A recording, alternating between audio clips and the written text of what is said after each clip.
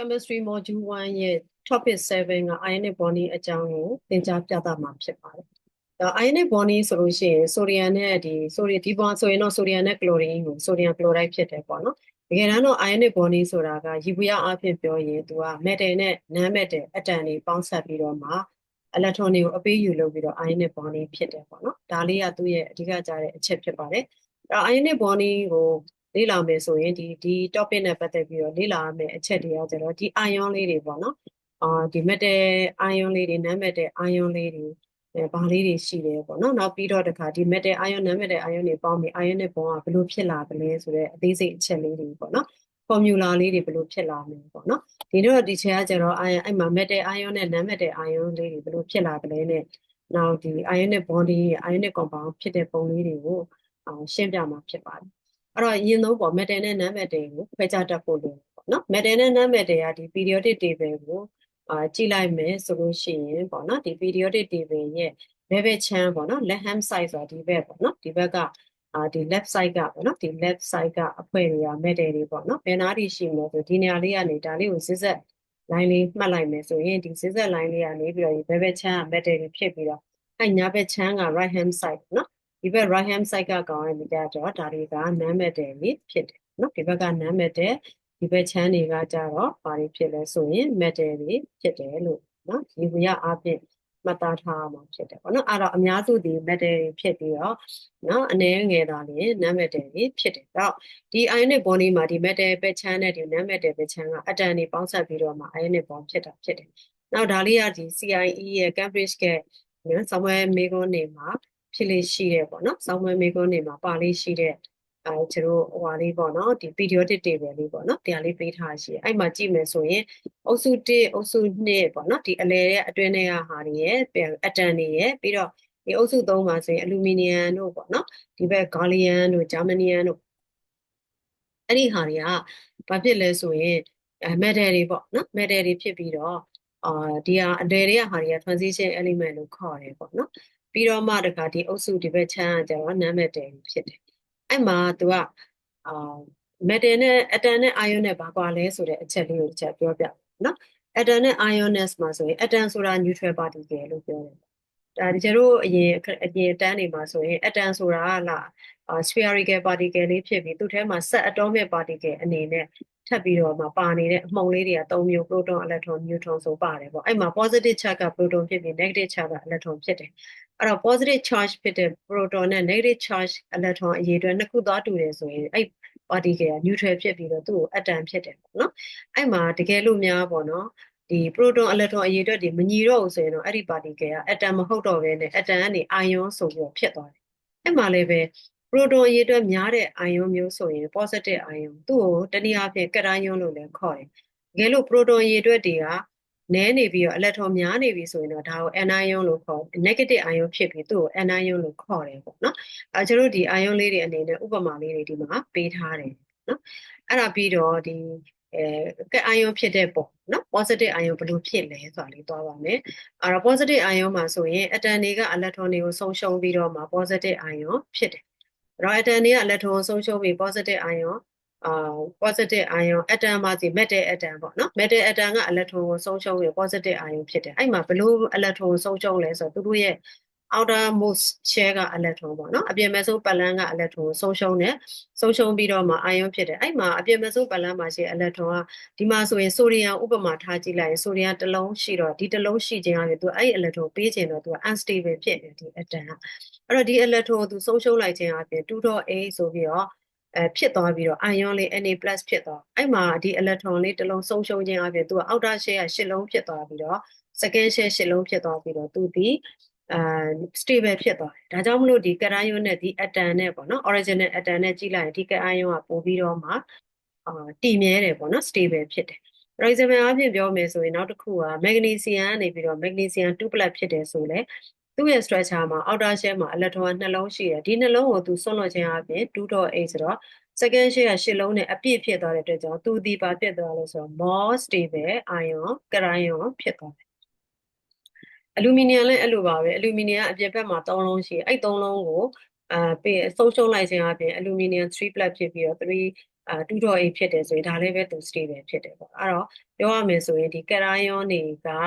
parents atom ထက်သူကပို့ပြီးတော့တည်မြဲတယ်လို့ပြောလို့ရတယ်နောက်တစ်ခုကကျတို့ anion အကြောင်းသွားမယ်ပေါ့နော် negative ion negative ion ဆိုတာ electron တွေကိုလက်ခံခြင်းအပြင်ဖြစ်တာဒါဆို electron လက်ခံတာဘယ်လိုဟာတွေကလက်ခံလဲဆိုတော့ non metal တွေကလက်ခံတာ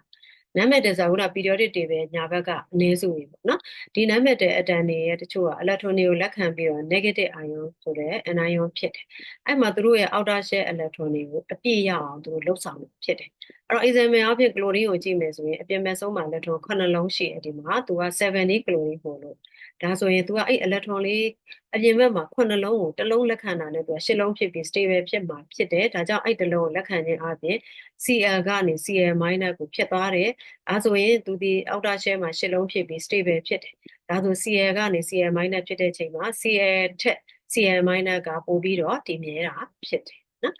အခါနောက်တစ်ခု nitrogen နဲ့ nitrogen 3 plus ဖြစ်တာတို့ oxygen ကနေ oxygen 2 minus ဖြစ်တာတွေကလည်းတူတူပါပဲ nitrogen ကို structure ဆိုရင် fire သူ့ရဲ့ outer shell မှာ electron 5လုံးရှိတယ်3လုံးလက်ခံခြင်းအပြင်10လုံးရပြီးသူက stable ဖြစ်တာအဲ့တော့ N3 minus နဲ့ N နဲ့ဆိုရင် N atom က N3 minus တဲ့ less stable ဖြစ်တယ်ပြန်ပြောမယ်ဆိုရင် N3 minus က N ထက် N atom ထက် more stable ဖြစ်တယ် N3 minus ions ကနော်တခါဒီ oxygen ကိုကြည့်မယ်ဆိုရင်လည်း oxygen ကအပြင်မဲ့ဆုံး outer shell မှာ6လုံးကနေ10လုံးရတယ်ဆိုရင်ဒီ10လုံးရှိလို့သူက more stable ဖြစ်တယ်နော် more stable ဖြစ်သွားတယ်ကြောင့် O2 minus ions က O atom ထက်ပိုပြီးတော့တည်မြဲတယ်အဲ့ကနေပြီးတော့အနှစ်ချုပ်အနေနဲ့ပြောမယ်ဆိုရင်ဒီလို positive ion နဲ့ negative ion ကို comparison လုပ်လိုက်တဲ့အခါမှာ positive ion တွေကနော်ပို့ပြီးတော့မှ electron တွေကို metal တွေက electron ဆွန့်လွတ်ပြီးတော့ positive ion ဖြစ်တယ် metal positive ion တွေက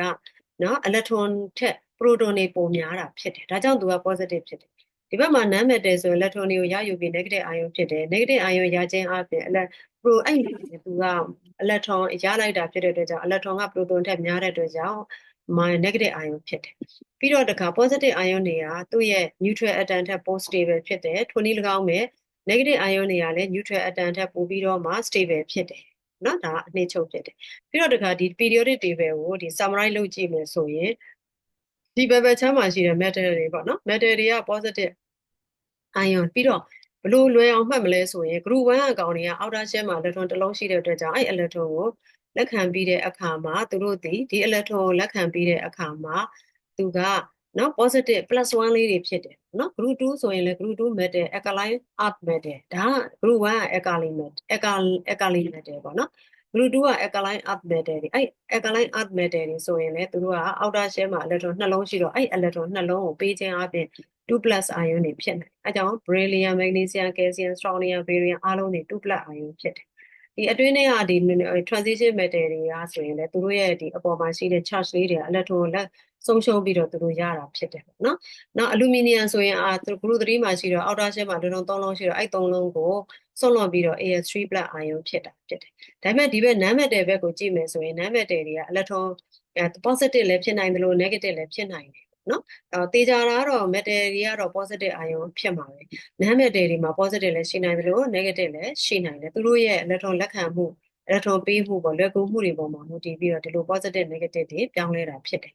ပြီးတော့ group 7ဆိုရင်ဒါ halogen လို့ခေါ်ပြီးတော့သူတို့က outer shell မှာ group 7ဆိုတော့ outer shell မှာ electron 9လုံးရှိတော့10လုံးပြည့်ဖို့1လုံးပဲလိုတဲ့အတွက်ကြောင့်အဲ့1လုံးကိုလက်ခံခြင်းအပြင်သူတို့က stable ion ဖြစ်တာမို့လို့သူတို့က1 minus တွေဖြစ်တယ်နောက်ဒီကကျတော့ group 8ပေါ့နော်အဲ့မှာဆိုလို့ရှိရင်နော်ဒါဒီနားလေးမှာလွယ်နေတယ် group 6ဒါက group 7ဒီကောင်ကကျတော့ group 8ဖြစ်တယ်ပေါ့နော်အဲ့မှာဆိုရင်ဒီ group 8မှာဆိုလို့ရှိရင်သူကဒီ noble gas လို့ခေါ်တယ်ပေါ့သူတို့ရဲ့ outer shell ကလုံးဝ electron တွေနဲ့ပြည့်နေတဲ့အတွက်ကြောင့် they do not lose or gain electron ဒါကြောင့်သူတို့ electron they cannot form any ion ပေါ့နော် positive ion လည်းမဖြစ်နိုင်ဘူး negative ion လည်းမဖြစ်နိုင်ဘူးသူတို့ electron အပေးယူမလုပ်နော်ဒီဟာလေးကအားလုံးရဲ့အနှစ်ချုပ်လေးပဲနော်ကိုက ion ဒီ positive ion ဆို positive ပေါ့နော် group အလိုက်ပဲသူကနော်သူကသွားတာဖြစ်တယ်နော်တချို့အဲ့တော့ပြီးတော့နောက်တစ်ခု ionic bonding အကြောင်းကိုဆက်သွားပါမယ် ionic bonding မှာ positive ion နဲ့ negative ion နဲ့ပေါင်းတဲ့အခါမှာ ionic bond ဖြစ်တယ်ပေါ့အဲ့တော့ ionic bond က strong electrostatic attraction between positive charge နဲ့ negative charge တွေရဲ့ကြားထဲမှာဖြစ်ပေါ်တဲ့အားကောင်းတဲ့လျှပ်စစ်ငြိမ်ဆွဲအားလို့ပြောထားတယ်ပေါ့နော် ဒါကြောင့်ကျတို့ကဒီ metal နဲ့ non metal ပေါင်းလိုက်တယ်ဆိုရင်အခုနကပြောထားတဲ့အတိုင်းပေါ့နော် metal က electron တွေကိုဆုံးရှုံးနိုင်ပြီး non metal က electron ကိုလက်ခံတယ်ဆိုတော့ metal ဘက်က non metal electron ကို transfer လုပ် complete transfer လုပ်အပြီးပိုင်းရွှေ့ပေးလိုက်တယ် metal ကပေးလိုက်တော့ positive ion ဖြစ် non metal ကလက်ခံတော့ negative ion ဖြစ်ပြီးတော့မှဒီလို ionic bonding ဖြစ်လာတယ် ionic bonding ဖြစ်ပြီးတော့ compound နေလဲဆို ionic compound တွေဖြစ်တယ်နော် example အပြင်ဆိုရင် sodium နဲ့ chlorine တွေကိုကြည့်လိုက်မယ်ဆိုရင် sodium က outer shell မှာတစ်လုံးရှိတော့ unstable ဖြစ်နေတဲ့ atom chlorine ကလည်း9လုံးဆိုတော့10လုံးပြဖို့တစ်လုံးနဲ့လိုတာမလို့ unstable ဖြစ်နေတဲ့ atom အဲကြောင့်ဒီ sodium chlorine ဘက်ကိုတစ်လုံးပေးလိုက်တဲ့အခါမှာ Na+ နဲ့ Cl- ဆိုတဲ့ positive ion နဲ့ negative ion ဖြစ်သွားပြီးရင်ဒီနှစ်ခုကြားဆွဲအားပေါ်လာပြီးအဲ့ဆွဲအားက ionic bond ဖြစ်ပြီးတော့ဒီ ionic bond နဲ့ဖြစ်လာတဲ့ဒီဟာလေးတွေကဒီ ion လေးတွေကအချင်းချင်းပေါင်းပြီးတော့မှ ionic compound ဆိုပြီးတော့ sodium နဲ့ chlorine နဲ့ဖြစ်သွားတယ်ပေါ့နော် sodium သူ့ကိုဒီလိုပေးလိုက်တဲ့အခါမှာဒီနေရာမှာ sodium မှာ electron လက်ခံပေးလိုက်တာမလို့1 minus ဖြစ်ပြီးတော့ chlorine က electron ကိုလက်ခံလိုက်တာဖြစ်တဲ့အတွက်ကြောင့်1 minus ဖြစ်တယ်။ဒါ Na+ နဲ့ Cl- မှာကျေသွားပြီးတော့မှဘာဖြစ်သွားလဲဆိုရင်သူဒီဘာဖြစ်လဲဆိုတော့ NaCl sodium chloride ဆိုပြီးတော့ဖြစ်သွားတယ်နော်အဲ့ဒါပြီးတော့နောက်တစ်ခုနောက် example အနေနဲ့ magnesium နဲ့ oxygen နဲ့ပေါင်းမယ်ဆိုရင်လည်း magnesium ကသူ့ရဲ့ structure မှာ magnesium က12 magnesium ဖြစ်တယ်ပေါ့နော်ဒီလို12 magnesium ဖြစ်တယ်ဆိုရင် magnesium က 2.8.2 ဖြစ်တယ် oxygen က8 oxygen ဖြစ်တော့ 2.6 ဖြစ်တယ်အဲ့တော့ तू ကဒီနှလုံးပိုနေတယ် तू ကနှလုံးလိုအပ်တယ်ဒီနှလုံးကိုသူ့ကိုပေးလိုက်တယ်ပေါ့အဲ့တော့ magnesium ကနေပြီးတော့မှ oxygen ကိုနှလုံးပေးလိုက်တော့ magnesium oxide ဆိုပြီးတော့ drop out အနေနဲ့ဆိုရင် magnesium က2 plus နော် magnesium က2 plus ဖြစ်ပြီးတော့ oxygen ကနော် magnesium က2 plus ဖြစ်တယ်ပေါ့နော် oxygen က2 minus ဖြစ်တယ်ဒါကြောင့်သူဒီ magnesium oxide MgO ဆိုပြီးတော့ရတယ်ပေါ့နော် MgO ဆိုပြီးတော့မှရတယ်အဲ့တော့ဒီ ionic compound တွေမှာလည်းကျတို့က formula တွေကိုလည်းခန့်မှန်းလို့ရတယ် valency အသုံးပြုပြီးတော့ဥပမာ magnesium နဲ့ oxygen ပေါင်းတယ်ဆိုရင် magnesium ဒီ group 2မှာရှိလို့သူ့ရဲ့ valency က2 oxygen က group 6မှာမလို့ valency က2ပဲ valency ဆိုတာ outer shell မှာရှိတဲ့ electron အရေအတွက်၄လုံးအထိဆိုရင် valency ကအဲ့ဒီအတိုင်းယူတယ်ပေါ့နော် outer shell မှာတစ်လုံးရှိရင် valency 1နှလုံးရှိရင် valency 2 3လုံးရှိရင် valency 3 4လုံးရှိရင် valency 4 5လုံးကျော်တယ်ဆိုရင်တော့8ထည့်ရနှုတ်တာ oxygen ကအခု2.6ဆိုတော့ဒီဘက်မှာ6လုံးဖြစ်ပေါ့နော်6လုံးဖြစ်ရင်8ထည့်ရပြန်နှုတ်လိုက် valency က2ဖြစ်တယ်အဲ့ကြမှာဒီ2နဲ့ဒီ2နဲ့နှစ်ခုကဒီလိုချက်ချေကကလေးနဲ့ crossing လေးယူပြီးတော့ဒီ2နဲ့2နဲ့ကို simplify လုပ်လိုက်တယ်ဆိုရင်ရလာတဲ့ formula ဒီ MgO ဆိုပြီးတော့ရတယ်နော်အဲ့လိုပဲဒါတို့မျိုးဒီမှာဒီဟာလေးကိုပေါ့နော်ဒီလိုပုံစံလေးပေါ့နော်ဒီချက်တာလေးကထပ်ပြီးကော့ကိုဆွဲထားတယ်နောက်တစ်ခုပေါ့နော်ဒီအလူမီနီယမ်နဲ့အောက်ဆီဂျင်ဆိုရင်လည်းအဲ့လိုပဲအလူမီနီယမ်က3လုံးouter shell မှာလုံး3လုံးရှိတော့အဲ့3လုံးကိုစွန့်လို့ရင် AS3 plus ဖြစ်ပြီးအောက်ဆီဂျင်က6လုံးရှိတော့2လုံးနဲ့လိုတာမျိုး2 minusဒါဆိုရင် formula ဘာဖြစ်မလဲပေါ့နော်စဉ်းစားကြည့်ရအောင်အလူမီနီယမ်က3အပြင်မဲ့ဆုံးမှာ3လုံးရှိတဲ့အတွက်ကြောင့်valency 3လို့ပြောမယ်အောက်ဆီဂျင်က6လုံးဖြစ်တော့8ထဲကနှုတ်လိုက် valency 2ဖြစ်တယ်ပေါ့နော် valency နော် valency နော် VALENCY ပေါ့နော် VALENCY အဲ့တော့ तू ကဒါဆိုရင်ဒီလို crossing လေးဒီလိုလေးမြှောက်ကြည့်လိုက်မယ်ဆိုရင်အလူမီနီယမ်က2ဖြစ်ပြီးအောက်ဆီဂျင်က3ဆိုတော့ဒီ ionic bonding ဖြစ်တဲ့အခါ ionic compound ဖြစ်ဖို့ ionic bonding ဆွဲတဲ့အခါမှာအလူမီနီယမ်ကိုနှလုံးထားပြီးတော့မှဆွဲဖို့လိုတယ်ပေါ့နော်အလူမီနီယမ်လေးကလိုမျိုးလေးနှလုံးနဲ့ဒီဘက်ကအောက်ဆီဂျင်လေးက3လုံးနဲ့ပေါင်းလိုက်ခြင်းအပြင်ဒီဘက်မှာအလူမီနီယမ်အောက်ဆိုက်ကဟာကိုပေါ်ကိုလေ့ကျင့်ကြည့်လို့ရပါတယ်ပြီးတော့အနည်းဆုံးအနေနဲ့ပြောမယ်ဆိုရင်တော့ ion တွေမှာ ion ဆိုတာက charge particle လေးတွေဖြစ်တယ်သူတို့က positive cation ဖြစ်နိုင်တယ် negative anion တွေလည်းရှိတယ် electron တွေကိုဆုံးရှုံးပြီးတော့ metal atom electron ဆုံးရှုံးရင် cation ဖြစ်ပြီး non metal atom တွေက electron လက်ခံရင် negative ion ဖြစ်တယ်ပြီးတော့ ionic compound ဖြစ်တဲ့အခါမှာ electron တွေကို transfer လုပ်တယ် metal မှ non metal တို့ electron တွေကို transfer လုပ်ပြီးရင် positive နဲ့ negative ion ဖြစ်တယ်အဲ့ဒီ positive နဲ့ negative ion တွေကတစ်ခုနဲ့တစ်ခု strong electrostatic attractive force နဲ့ဆွဲထားတာဖြစ်တယ်ပေါ့နော်အဲ့ဒါလေးတွေနောက်တစ်ခုကကျွန်တော်တို့ electron dot cross diagram ဆိုဒီမှာတွေ့တယ်ပေါ့အဲ့ဒါလေးတွေကအခုနဆွဲလိုက်တဲ့ဒီ electron dot လေးတွေ cross လေးတွေနဲ့ဒီလေးတွေဆွဲတာနော်ဥမာဒီမှာဆိုရင် magnesium က အောက်ဆီဂျင်ကိုသူ့မှာရှိတဲ့ electron ဒီနှလုံးပေါ့နော်ဒီပုံမှာဆိုရင်ဒီနှလုံးကိုနော်ဒီအောက်ဆီဂျင်က electron ကနော်အောက်ဆီဂျင်ကို electron နှလုံးပေါ့နော်ဒီမှာအောက်ဆီဂျင်က electron 6လုံးဖြစ်နော်ဒီလိုလေးဖြစ်လေးဖြတ်လိုက်နော်အဲ့ဒါပြီးတော့သူက ဘာလို့မလဲဆိုရင်ဒီမှာရှိနေတဲ့အလက်ထွန်ကသူကနှလုံးဖြစ်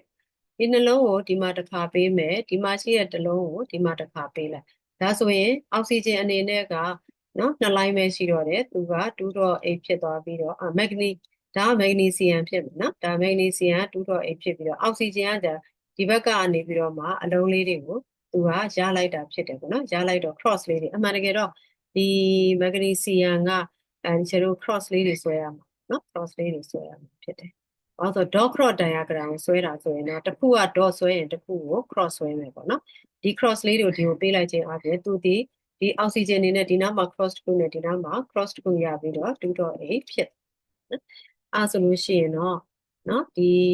မှာရှိတဲ့ဒီ formula လေးတွေဆွဲတာလည်းကြာတယ်နော်။ဒီ periodic table ကခုနကဒီရှင်းပြပေးတာဒီမှာရှိနေတဲ့ charge လေးတွေကိုအသုံးပြုပြီးတော့လည်း formula တွေဆွဲလို့ရတယ်။နောက်တစ်ခုက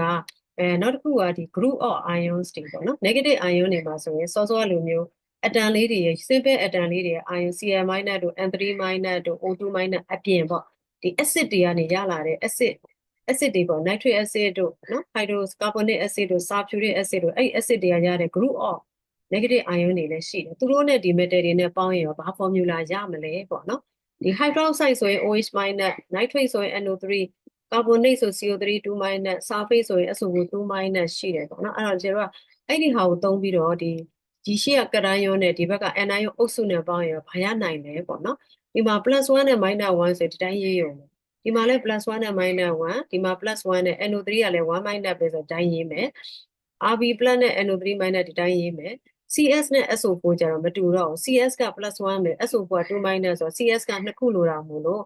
CS2 ဆိုပြီးတော့ရေးတယ်ပေါ့နော်ဒါဆို CCN sulfate လို့ရေးမယ်သူက CU နဲ့ SO4 ဆိုရင် 2+ နဲ့ 2- ဆိုဒီတိုင်းရေးလို့ရတယ်ဘာလို့ဆိုတော့ဒီတိုင်းရေးပြီး0ဖြစ်ဖို့လိုတယ်ဒီအပေါ်မှာ charge က neutral ဖြစ်ပြီး0ရဖို့လိုတယ်ပေါင်းလိုက်ရင် CU2+ နဲ့ S2- လည်းအဲ့လိုပဲ 2+ နဲ့ 2- ပေါင်း0ရဒီတိုင်းရေးမယ်ဒီတစ်ခုသာလင်ဒီက CCN နဲ့နော်မက်ဂနီဆီယမ်နဲ့ဆိုဆာဖိတ်နဲ့ဆိုရင်သူက1+ နဲ့သူက2- ဆိုသူနှစ်ခု